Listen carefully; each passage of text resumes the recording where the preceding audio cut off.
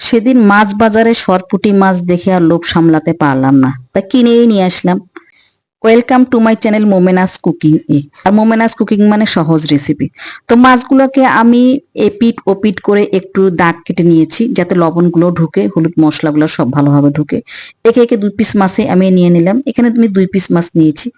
মাছগুলোকে লবণ এবং হলুদ মেখে আমি রেস্টে রেখে দেবো আধা ঘন্টার জন্য।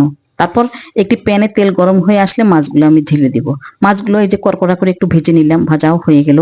এরপর একটি প্যানে মাছ ভাজা তেলগুলো নিয়ে পরিমাণ মতো পেঁয়াজ দিলাম, 1/2 চামচ রসুন বাটা, সামান্য আদা বাটা দিলাম, 1/2 চামচ জিরার গুঁড়া, 1/2 চামচ হলুদ গুঁড়া আর দিলাম 1 চামচ মরিচ গুঁড়া। আমি সব মশলাগুলো ভুনিয়ে নিয়ে 1.5 কাপ পানি দিয়ে মাছগুলো ঢেলে দিব। এর দেবো 2-3টা কাঁচামরিচ। এই তো মাছ আমার রান্না হয়ে গেল। কত সহজভাবে রান্নাটা করে ফেললাম। আপনারাও ট্রাই করে দেখবেন, আমার বিশেষ অবশ্যই আপনাদেরকেও ভালো লাগে। আর হ্যাঁ, লবণ দিবেন আপনারা স্বাদ মতো।